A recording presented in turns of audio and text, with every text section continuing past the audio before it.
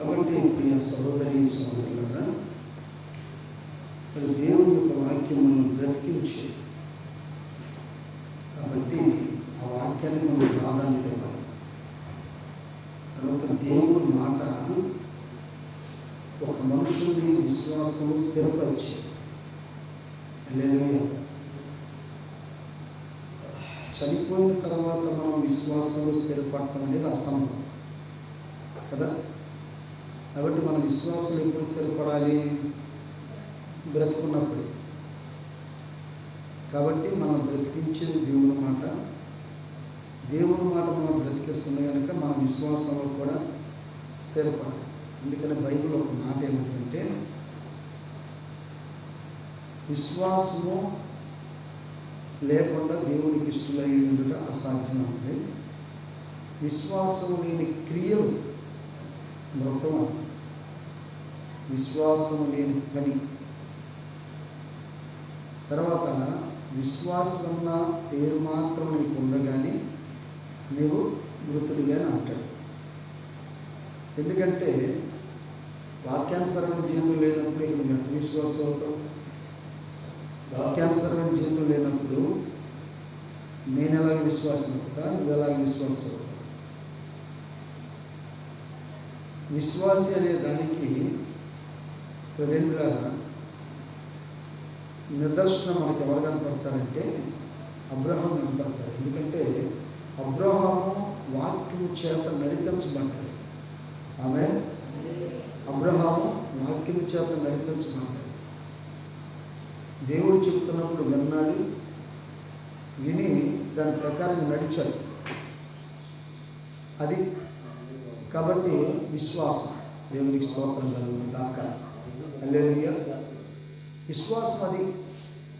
కాబట్టి అందుకని మనం చాలా జాగ్రత్తగా.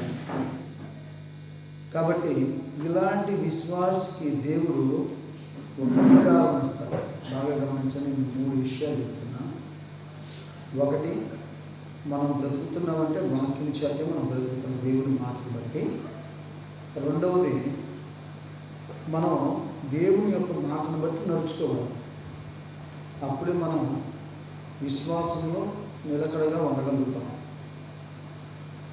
విశ్వాసంలో ఎవరైతే నిలకడగా ఉంటారో వాళ్ళకి ఒక అధికారం ఇవ్వబడింది. అది దేవుడిచ్చేదేనే కానీ మనుషులు ఇచ్చేది మాత్రం కాదు. కాబట్టి ఈ అధికారం లేకుండా ప్రార్థన చేస్తే ఆ ప్రార్థన అంతా ఒట్టి ప్రార్థనే. అందుకనే ప్రభు ఏమన్నాడు? ప్రభువా ప్రభువాని నన్ను పిలుచు ప్రతివాడును వెళ్ళడం, పరలోక రాజ్యానికి వెళ్ళడం. ప్రభువా ప్రభుని పిలిచే ప్రతివారు కూడా మందిరంలోకి రావచ్చు, మందిరంలోకి వస్తారు, మీటింగులకు వెళ్తారు, మీటింగుల్లో ఉంటారు. కానీ పరలోక రాజ్యానికి వెళ్ళాలంటే నువ్వు ప్రభువాని పిలవగానే సరిపోదు, కానీ ఆ దేవుని చిత్తం ఏంటో ఎరిగి నడుచుకోవాలి. ఆమేన్. అది కదా కావాల్సింది.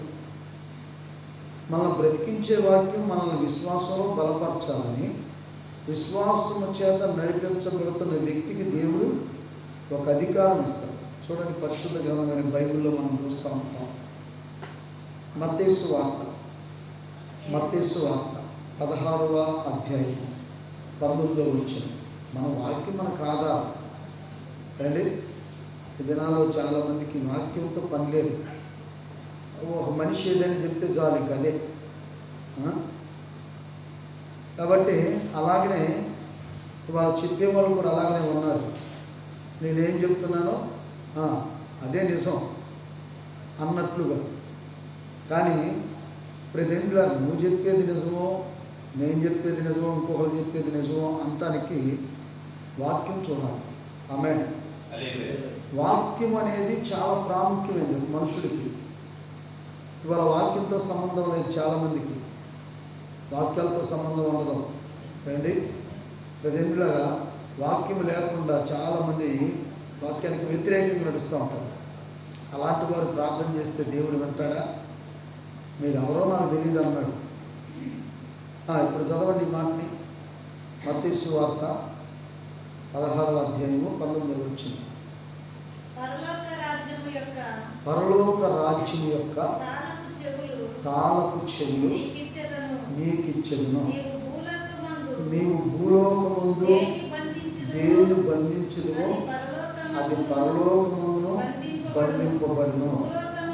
భూలోకమందు దేన్ని విప్పుదువో అది పరలోకమందు విప్పబడునని అతనితో చెప్పిన. దేవునికి స్తోత్రం. చాలు.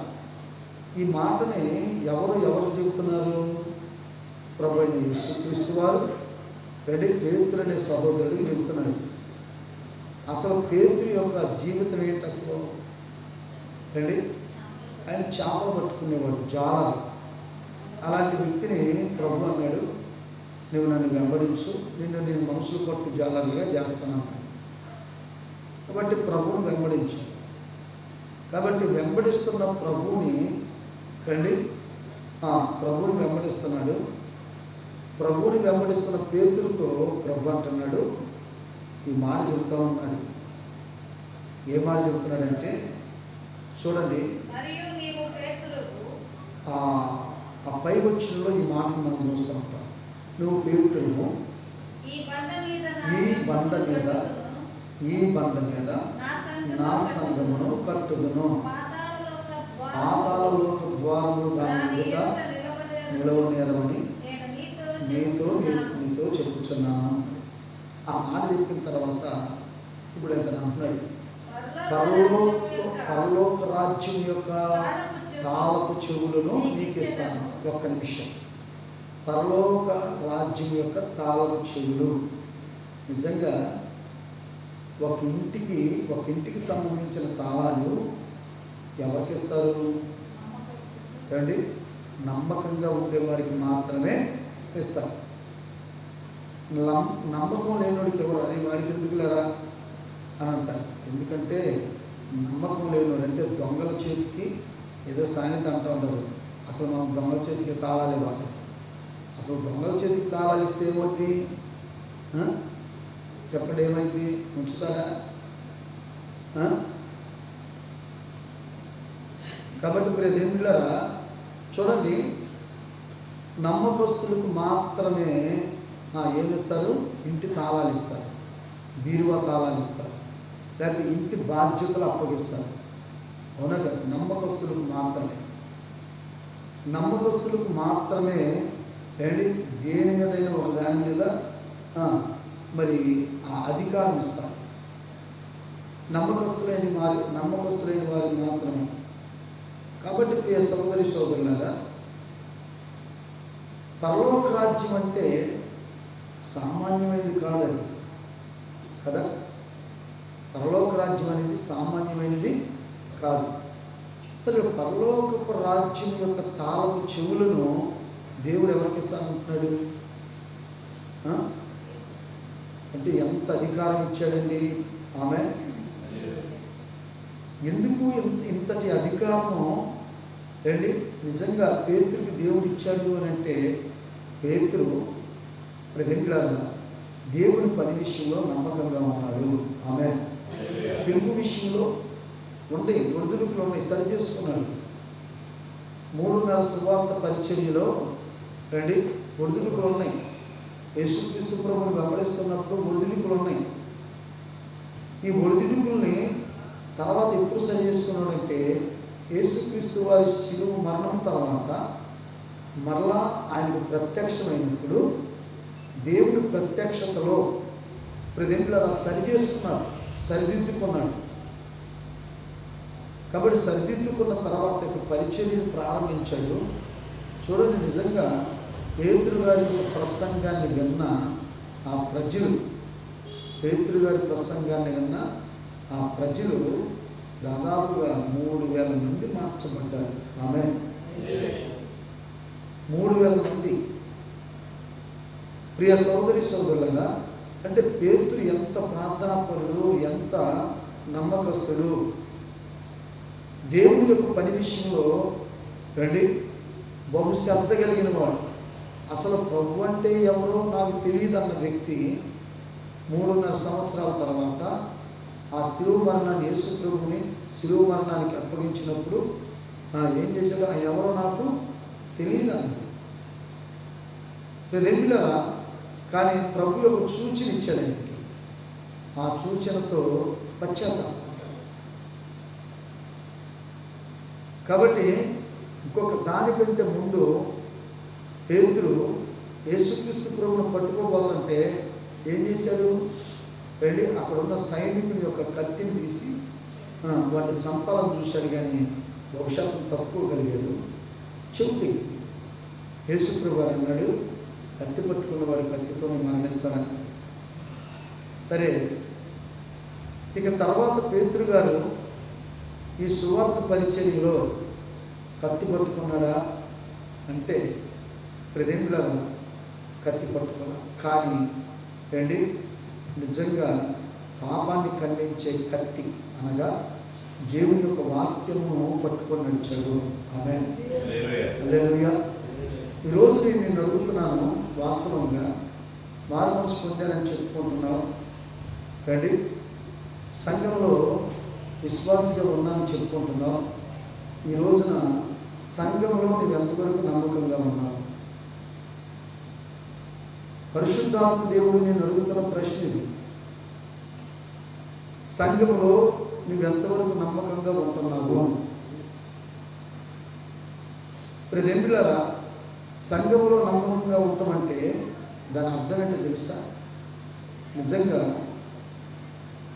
వాక్యము యేసుక్రీస్తు అయి ఉన్నాడు, యేసుక్రీస్తు వాక్యం అయి ఉన్నాడు, సంఘం ఆయన శరీరం అయి ఉంది.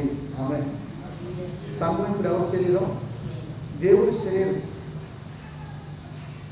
కాబట్టి దేవుని శరీరంలో నీవు ఒక భాగం, ఒక అవయవమై ఉన్నావు. కాబట్టి ప్రియ సోదరి సోదరులారా, ఈ శరీరంలో ఉన్న అవయవాలు ఎంత నమ్మకంగా ఏకత్వం కలిగి ఉంటాయో, ఎంత చక్కని మన ఆదరణ కలిగి ఉంటాయో, అదేవిధంగా నువ్వు సంఘంలో ఆదరణ కలిగి ఉండాలి, ఆదరించే వ్యక్తిగా ఉండాలి. రండి, ఆదరించే వ్యక్తిగా ఉండాలి. అందుకని యేసుక్రీస్తు ప్రభువారు ఒక మాట చెప్పాడు. ప్రభువారు బ్రతుకున్న దినాల్లో చక్కని ప్రసంగం, కొండ మీద ప్రసంగం చేస్తూ ఉన్నాడు యేసు ప్రభువారు. మత్తయి సువార్త 5వ అధ్యాయం మనం చూస్తే, ఈ మత్తయి సువార్త 5వ అధ్యాయంలో యేసుక్రీస్తు వారి యొక్క ప్రసంగం చాలా అద్భుతమైన ప్రసంగం. రండి, నిజంగా ఆ ప్రసంగంలో చాలా విషయాలు ఉంటాయి. అక్కడ ఆయన ఏమని చెప్తున్నాడంటే, చూడండి, ఆ జనసమూహంను చూసి ఆయన శిష్యులు ఆయన ఎందుకు వచ్చినప్పుడు ఆయన నోరు తెరిచేలాగా బోధింపసాగాను. ఏమని బోధించాడు? చదువు, ఏమని బోధించాడు?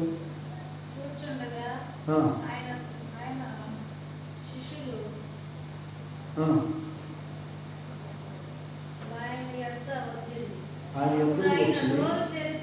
అప్పుడు ఆయన నోరు తెరిచి ఇలా బోధింపసాగాను.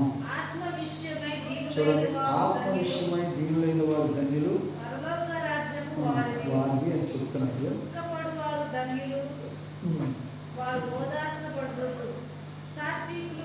7వ వచనం కనికరము గలవారు ధన్యులు, వారి కనికరమును దేవుని స్తోత్రం కలుగుగాక. హల్లెలూయా.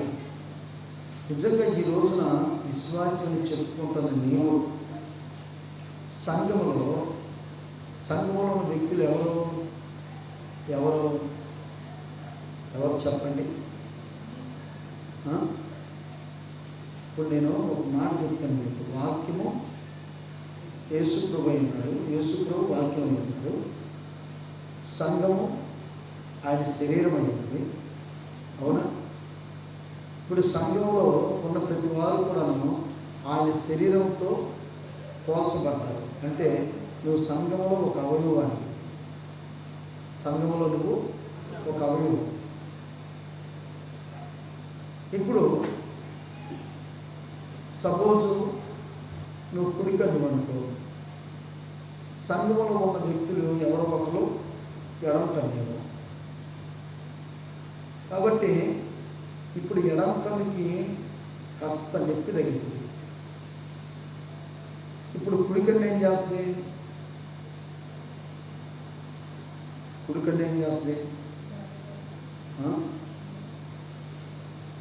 లేకపోతే నీ అవయవాల్లో ఉన్న నీ చెయ్య నీ చేతికున్న ఏళ్ళు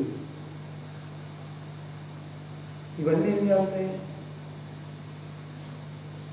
దేనికైతే దెబ్బ తగిలిందో దాన్ని ఆదరించే విధంగా ఉంటుంది. ఆమె సంఘంలో నువ్వు ఎలా ఉండాలి?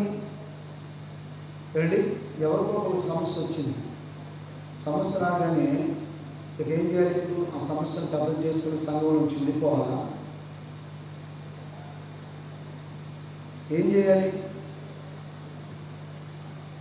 ఉదాహరణకి నువ్వు నడుస్తున్నావు, లేకపోతే నేనే నడుస్తున్నప్పుడు నా కాళ్ళకి ఎదురు దెబ్బ తగిలింది, ఒక రాయి తగిలింది. రోడ్డు మీద ఉంది, నేను చూసుకోలేదు, దెబ్బకి తగిలింది. ఇప్పుడు నేనేం చేయాలి? రాయి తగిలి కాలు గాయమైంది. ఇప్పుడు నేను తగిలిన రాయికి కట్టు కడతానా, లేకపోతే నా కాలుకు తగిలిన ఆ గాయాన్ని కట్టు కడతానా? ఎడమ కాలు ఎడమ ఏళ్ళు అని చెప్పేసి నా ఏళ్ళను కట్ చేసుకుంటానా, లేకపోతే రాయిని తీసి పక్కనేస్తానా? దుష్టుడు అనేవాడు సమస్యను సృష్టిస్తాడు సంఘంలో. బాగా గ్రహించండి. దుష్టుడు అనేవాడు సంఘంలో సమస్యను కలుగు చేస్తాడు. సమస్యను కలుగు చేయటమే దుష్టుడి పని. సంఘాన్ని చెదరగొట్టడమే దుష్టుడి పని. తెలియక చాలామంది ఇవాళ ఆత్మలో ఎదగటానికి బదులుగా శారీరకంగా వెళ్ళి రకరకాల ఆలోచనలు చేస్తూ ఉన్నారు. వాళ్ళు ఎలా నమ్మకస్తులుగా ఉంటారు? అసలు తాళం చేయి కాదు ఏంటి, తాళం చేయి కాదు, అసలు పరలోక రాజ్యంలోకి వెళ్ళటానికి నీకు అర్హత ఉండదు. కాబట్టి ప్రియ సోదరి సోదరుడా, దుష్టుడు ద్వారా ఏంటి సంఘమునకు సమస్య వచ్చినప్పుడు ఇప్పుడు ఆ సమస్యను కలుగు చేసిన దుష్టుడిని, అందుకనే వాటి పారదాలి. అందుకని ప్రభు ఏమన్నాడంటే, అపవాదిని ఎదిరించుడి, అప్పుడు వాడు మీ యొద్ద నుండి పారిపోతాడు. ఇప్పుడు అపవాదిని ఎదిరించట్లా. ఏమండి, కాలుకు తగిలిన రాయిని అక్కడే ఉంచుతున్నారు, కానీ ఇప్పుడు కాలు మాత్రం దాన్ని కట్టుకట్టేవాడు కూడా లేడు. దానికి సరైన మందు వేయకపోతే ఏమైంది? దాన్ని శుభ్రం చేయకుండా, దాన్ని మందు వేయకుండా దాన్ని కట్టకపోతే ఏమైంది? తర్వాత అది కాలు ఏమైపోద్ది, లేకపోతే ఏలు ఏమైపోద్ది, కుళ్ళిపోద్ది. తర్వాత ఆ భాగంలో నుంచి దాన్ని తొలగియాల్సి వస్తుంది. అంటే ఇది ఎవరి పని? ప్రియ సోదరి సోదరులుగా, కాబట్టి దుష్టుని పని. ఇప్పుడు దుష్టుని పారదోలాలి, అంతేగాని ఏంటి అంటే ఆ సమస్యను కలుగు చేసింది వాడు కాబట్టి వాడిని పారదోలాలి. అంతేగాని ఇప్పుడు దెన్బిళ్ళారా గాయపరచబడిన దేవుని సంఘాన్ని కాదు. కాబట్టి దేవుని సంఘం విషయంలో ఇక్కడ మనం గమనించినట్లయితే యేసుక్రీస్తు ప్రభు వారి యొక్క ఈ ప్రసంగంలో, యేసు ప్రభు వారు చెప్పిన ఈ ప్రసంగంలో చూడండి, ఆయన కొండ మీద కూర్చున్నప్పుడు బహుజన సమూహం వచ్చారు. రండి, ఒక్క నిమిషం. సమూహం వచ్చారు, ఆయన వారిని చూశాడు. తర్వాత ఆయన ఎప్పుడు ప్రసంగం మొదలుపెట్టాడు? ఆయన శిష్యులు ఆయన దగ్గరికి వచ్చినప్పుడు.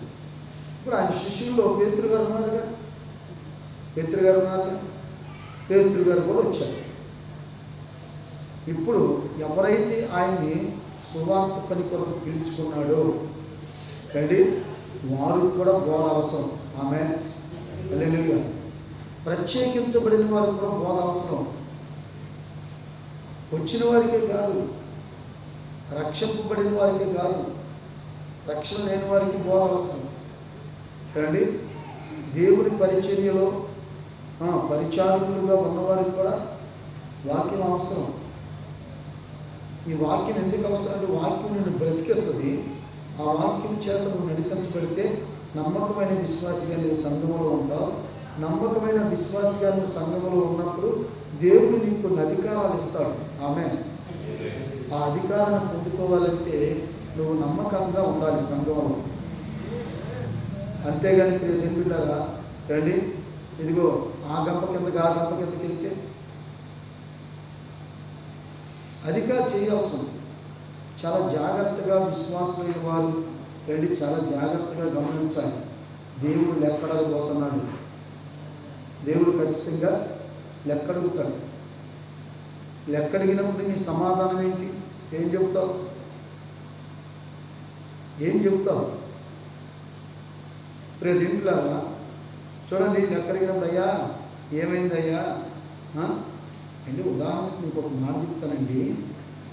కోళ్ళు పెంచవు, ఇదివరకు తక్కువ కానీ కోళ్ళు పెంచడం, ఇదివరకు కోళ్ళు బాగా పెంచారు.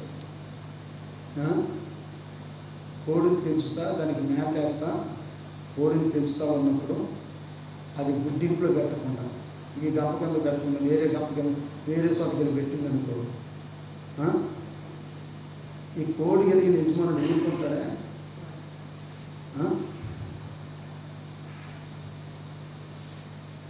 దాన్ని పెంచుతున్న యజమాని ఏమనుకుంటాడు? ఆ కోడి ఎక్కడ పెట్టాలనుకుంటాడు? గుడ్డు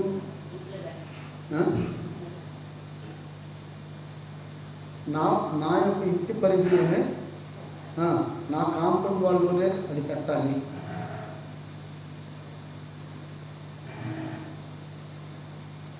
కానీ ప్రియ సోదరి సోదరులారా, అది ఎక్కడెక్కడో పెడుతుందనుకో, ఇక దాన్ని ఏం చేస్తారు తర్వాత?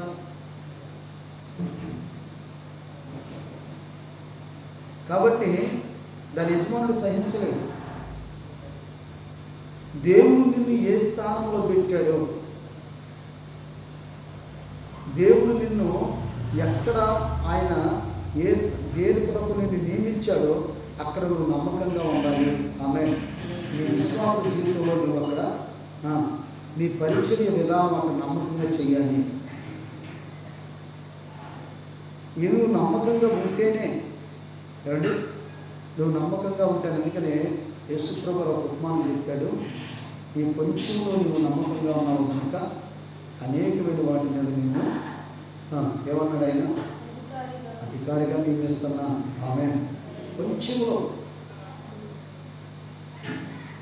ఏ విషయంలో నీవు దేవుడు నిన్ను ప్రత్యేకించుకున్నాడో నాకైతే తెలియదు, కానీ ఎక్కడ నిన్ను దేనికోసం ప్రత్యేకించుకుంటూ మాట ఏంటంటే, చూడండి ప్రియ దేవులారా, అబ్రహాముతో దేవుడు చెప్పాడు. అసలు అబ్రహాము అంటేనే విశ్వాసం. అవునా? అబ్రహాం అంటేనే విశ్వాసం.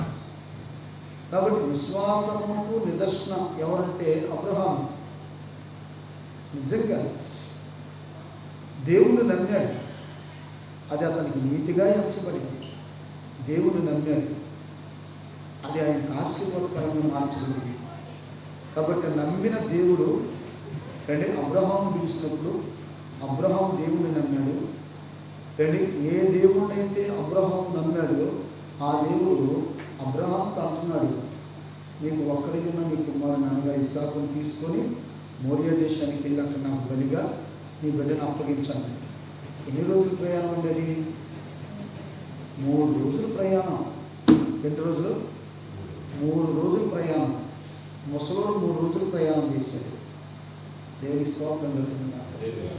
ఇప్పుడు అనొచ్చు ప్రభుత్వం ఏమని, అయ్యా నేను ముసలోడిని అయిపోయానుగా, అంత దూరం నేనేమి వెళ్తానులే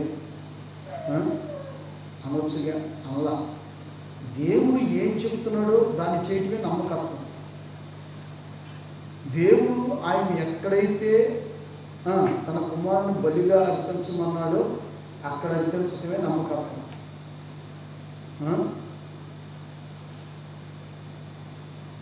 వాళ్ళు చాలామంది విశ్వాసులు మేత ఎక్కడ గుడ్లేకడు.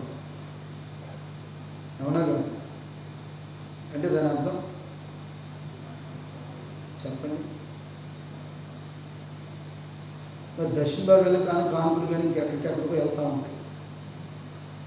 ఒకవేళ ఎవరన్నా సరే, అమ్మా అయ్యా ఇగో మీరు వెళ్తున్న చర్చికి మేమేదో చేయాలనుకున్నాము అని అంటే, అండి మొత్తం మీద అదిగో సరేనని నిజంగా వాళ్ళు ఆత్మీయంగా బలపరచబడిన ఆ మందిరంలోకి వెళ్ళి ఎవరో ఇస్తానన్న ధనాన్ని కూడా తీసుకురారు. చాలామంది తప్పించేస్తూ ఉంటారు. ఇది ఎట్లా నమ్మకత్వం? అవునా కదా? ఇది ఎలాంటి ఆశీర్వాదం? ఇది కాబట్టి సంఘంలో నేను ఎప్పుడు కూడాను ప్రతి విషయంలో కూడా నేను సంఘంలో నమ్మకంగా ఉండాలి. ఆమేన్. నమ్మకంగా ఉండాలి. నమ్మకస్తుని దేవుడు తప్పకుండా ఆశీర్వదిస్తాడు. ఆయన ఇచ్చే మొట్టమొదటి ఆశీర్వాదం ఏంటి తెలుసా? అధికారంతో కూడిన ఆశీర్వాదము. ఆమేన్. ఎలాంటి ఆశీర్వాదం అంట?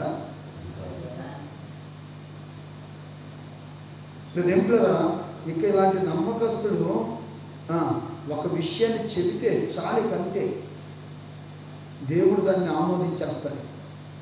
నమ్మకం లేని వాడు ఎన్నిసార్లు చెప్పినా ఎవరా అవునా కదా?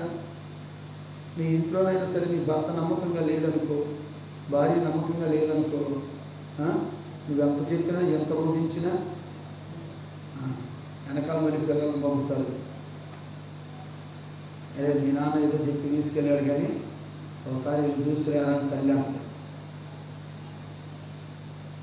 ఉన్నారా లేదా అలాగా?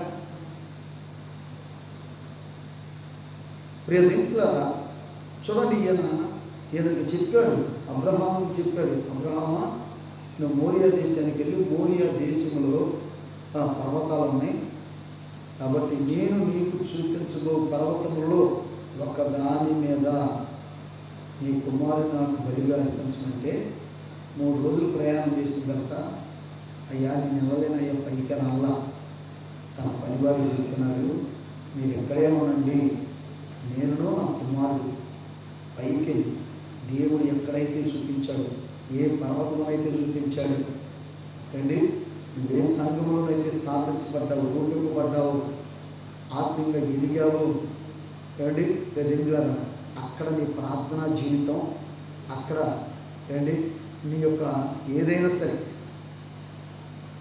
నీ విశ్వాస జీవితం ప్రజలారా ఇదిగో అక్కడ ఉంటే అది నమ్మకం. అలాంటి నమ్మకస్తుల యొక్క ప్రార్థన దేవుడు వినటాడు. అంతేకాదు అలాంటి నమ్మకస్తుడికి దేవుడు ఏమిస్తాడు? అధికారం కదా. ఇప్పుడు పేతురికి ఏమి ఇచ్చాడు? చూడండి, అధికారం ఇచ్చాడు. దేవునికి స్తోత్రం కలుగును కాక. హల్లెలూయా. అందుకనే ప్రేమిలారా పేతురు గారు ఆయన అధికారంతో చూడండి, అపొస్తలుల కార్యముల గ్రంథం 3వ అధ్యాయము చదవండి. అపొస్తలుల కార్యముల గ్రంథం 3వ అధ్యాయం. అధికారంతో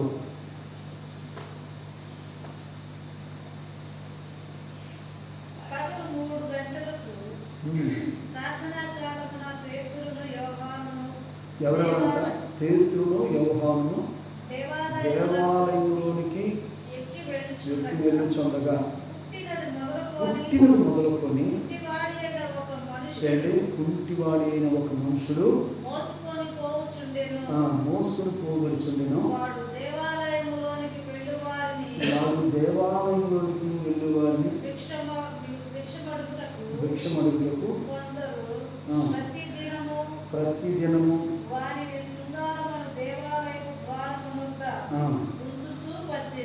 దేవునికి స్తోత్రం కలుగుతుంది. ఉంచుచూ వచ్చి పేతురు యోహాను దేవాలయంలోకి ప్రవేశించుకున్నప్పుడు వారు చూసి భిక్షమడగగా వారిని తేరి చూసి దొరికినేమో అని వారి యందు లక్ష్యం ఉంచెను. చూడండి, అంతటా పేతురు, ఇక్కడ పేతురు ఒక నిమిషం, ఇక్కడ పేతురు గారు ఉన్నారు, యోహాను గారు కూడా ఉన్నారు. అంటే ఇక్కడ నేను పేతురు గారి గురించి మాట్లాడుతున్నాను కాబట్టి చెప్తున్నాను. ఇద్దరు ఉన్నారు, ఇద్దరికి కూడా దేవుడు అధికారం ఇచ్చాడు, ఇద్దరిని పరిచర్య కోసం పిలిచాడు. అయితే ఇక్కడ పేతురుకు మాత్రం నిజంగా పేతురుకి చెప్పిన మాట ఎంత గొప్పదంటే అది మిగతా శిష్యులకు చెప్పలా. ఇక్కడ పేతురు అంటున్నాడు, అధికారంతో శాసిస్తున్నాడు. ఆమేన్. హల్లెలూయా. అప్పుడు పేతురు ఏమంటున్నాడు? అంతటా పేతురు దగ్గర వెండి లేదు, బంగారం లేదు. ఇవాళ చాలా మంది కూడాను ఎట్లా చూస్తున్నారంటే రండి, నిజంగా విశ్వాసం ఇదే విశ్వాసం అనుకుంటున్నారు చాలామంది. వెండి సంపాదించుకోవటము లేకపోతే ఇదే రండి నిజంగా దేవుళ్ళు నమ్మకత్వం అనుకుంటున్నారు చాలామంది.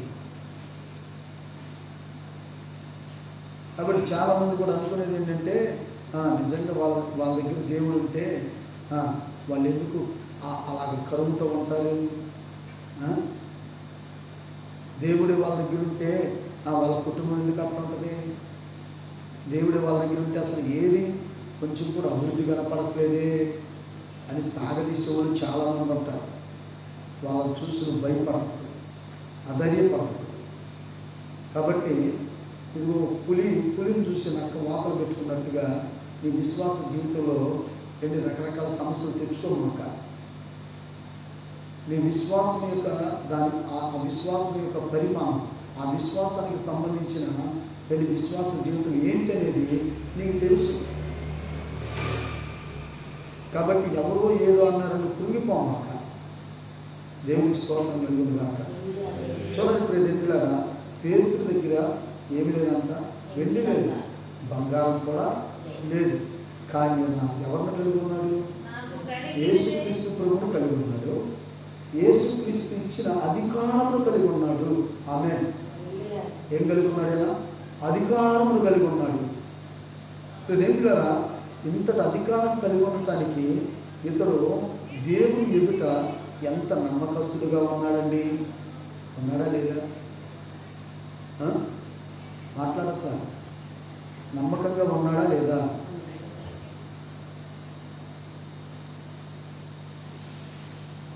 మూడున్నర సంవత్సరాల సువార్త పరిచర్యలో ప్రభువును వెంబడిస్తున్నప్పుడు కొద్దిగా దుడుగ్గా మాట్లాడాడు, తొందరపడ్డాడు. ప్రభుని శిలువ మరణానికి అప్పగించిన తర్వాత ఆయన ఎవరో నాకు తెలియదు అన్నాడు. కానీ వీటన్నిటి విషయంలో పశ్చాత్తాపం పడ్డాడు. వెళ్ళి సరి చేసుకుంటూ వచ్చాడు. యేసుప్రభువు శిలువ మరణం తర్వాత మొట్టమొదటిగా ఈ పేతురు గారి మిగతా శిష్యుల దగ్గరికి వెళ్ళి, ఇక మీరు ఏం చేస్తారో నాకు తెలియదయ్యా, నేను మాత్రం మరలా చేపలు పడటానికి వెళ్తాను. రండి, తన చెడ్డ బుద్ధి మనమంతా చేసినట్టుగా ఇక్కడ మిగతా వాళ్ళు కూడా చెడగొట్టిన వ్యక్తి కూడా ఏనే. అవునా కదా? యేసుప్రభువు వారిని ఏం కోసం పిలిచాడు? రండి, ఎందుకు ప్రత్యేకించుకున్నాడో ప్రేమిలారా, ఆ విధానం కూడా చెడగొట్టిన వ్యక్తి కూడా ఇతనే. కానీ అక్కడికి వెళ్ళిన తర్వాత వారి ప్రయాసకు ప్రతిఫలం దొరకల.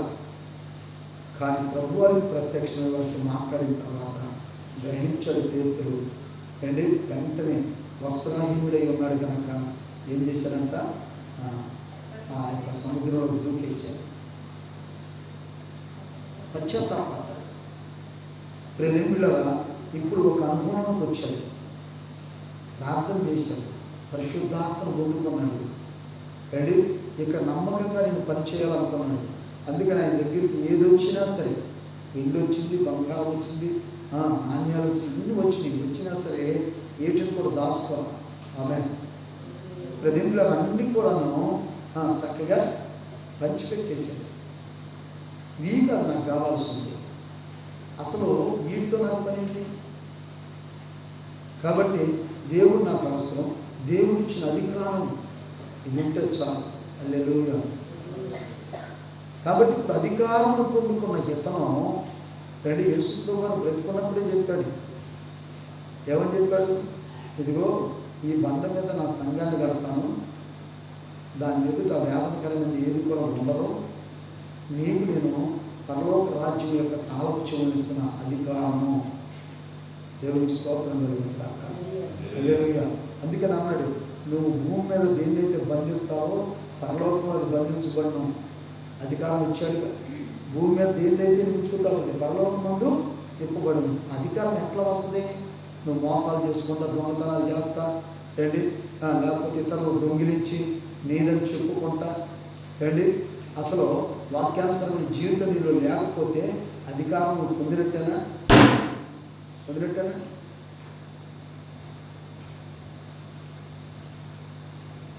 ఓసవెల్లి భక్తి చేయకూడదండి. దేవుడు చూస్తున్నాడు. దేవునికి స్తోత్రం కలుగును గాక. ఎవరు చూస్తున్నారు? దేవుడు చూస్తున్నాడు.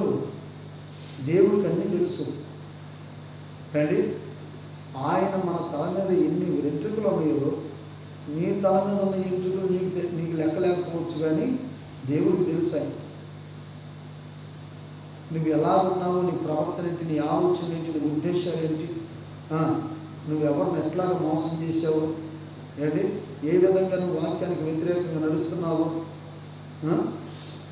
ఇంకొక మాట నేను చెప్తాను. నడిచేవాడు శాపగ్రస్తుడే, నడిపించేవాడు కూడా. ఎందుకంటే ప్రార్థనకు వచ్చే దేనికి మనం ఎందుకు మారు మనసు పొందాం? ఎందుకు ప్రభువుని వెంబడించాలి? ఎందుకు? సోదరి సోదరులు, ఇది కాలక్షేపానికి రాలా. నేను మాత్రం కాలక్షేపానికి రక్షణ పొందలేదు. కాలక్షేపానికి రక్షణ పొందినట్లయితే నేను 6 నెలల్లోనే మరలా వెనక్కి తిరిగి చూసేవాడిని.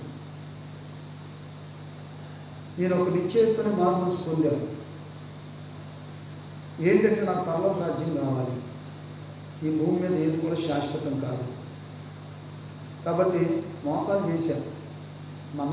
నన్ను టైర్లు పంపిస్తేనే మోసం చేశాను. టైర్లు కుట్టోని మోసం చేశాను.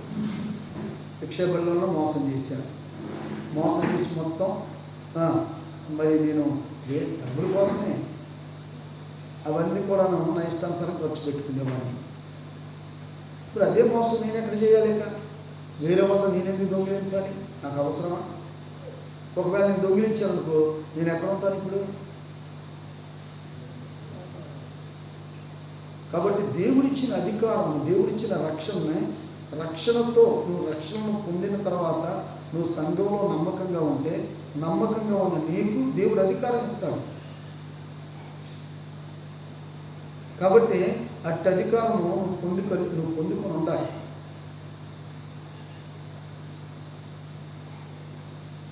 పేతురు గారు అపొస్తలుడైన పౌలు తిమోతితో అంటాడు, నీవు నమ్మకంగా ఉండాలంటాడు. ఆమె ఎట్లా ఉండాలంట? నమ్మకం. దేవుడు కోరుకునేది అదేనండి. భూమి మీద ఎవరైతే నమ్మకస్తులుగా ఉంటారో, నమ్మకస్తులైన వారికి నిండైన ఆశీర్వాదం అంటే ఇవాళ ఏమనుకున్నా తెలుసా? నిన్న సాయంత్రం పూట ఒక యవనస్తుడు, ఒక విశ్వాసి నూజివీడు నుండి వచ్చాడు. ఉండేది వాళ్ళు తిరుపురంలోనే. నూజివీడు నుండి వచ్చాడు. సరే మీటింగ్లు కదా, the gospel association of India సహవాసంలో మీటింగ్ల కోసం వచ్చాడు నూజివీడు నుండి. సరే నాకు కలిశాడు. నా వందనాలు అన్నాడు. వందనాలు తమ్ముడు, బాగున్నాడు, బాగున్నాను. సరే అంతా అయిపోయిన తర్వాత ఇక ఇదే ప్రస్తావన అన్నారు. వాళ్ళంతా కూడాను ఆశీర్వాదం అనుకుంటున్నారన్నా. ఏంటి అసలు ఆశీర్వాదం అంటే ఏంటో చాలామందికి తెలియట్లేదన్నా. ఆశీర్వాదం అంటే ఏంటి? డబ్బులు సంపాదించటమా? ఇదే కదా. ఇట్లాంటి బోధలకు అలవాటు పడిపోయారు చాలామంది. దేవుడు నిన్ను ఆశీర్వదించునుగాక, దేవుడు నీకు ధన సమృద్ధిగా ఇచ్చునుగాక అనగానే అండి ఇక ఇట్లాంటి కాలం అలవాటు పడి. అసలు ఆశీర్వాదం అంటే ఏంటండి? ఆశీర్వాదానికి అర్థం కూడా తెలియదు చాలామందికి. నేను అప్పుడప్పుడు అంటూ ఉంటా అండి, వాపం చూసి ఒళ్ళనుకోమాకని. వాపం చూసి ఒళ్ళనుకోమాక. వాపు ఎందుకు వచ్చింది? నీ మొహం ఎందుకు వాసింది? నీ కాళ్ళు ఎందుకు వాసింది? నీ ఒంట్లో ఏదో జబ్బు ఉంది.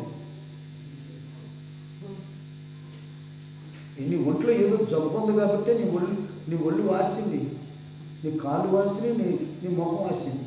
ముందు దాన్ని టెస్ట్ చేయించుకో. ఇది బలం అనుకుంటే చివరికి నువ్వే నష్టపోతావు. జాగ్రత్త. పొట్టు దీన్ని ఎందుకు పుట్టింది? ఏదో జబ్బు ఉంది. ప్రేమికులారా, ఇవాళ మనుషుల ఐశ్వర్యాన్ని చూసి ఇది అనుకుంటున్నారు ఇదంతా ఆశీర్వాదమని. దేవుని ఆశీర్వాదము, దేవుని సమాధానంతో రండి సమాధానపరిచే విధంగా ఉంటుంది. ఆమె దేవుని ఆశీర్వాదము రండి ప్రార్థనా జీవితంలో, ప్రార్థనలో శక్తినిచ్చేదిగా ఉంటుంది. ఆమె దేవుని ఆశీర్వాదం అట్లాంటి ఆశీర్వాదాన్ని అధికారంతో పొందుకున్నాడండి. అందుకని ఇప్పుడు పేతురు ఏమన్నా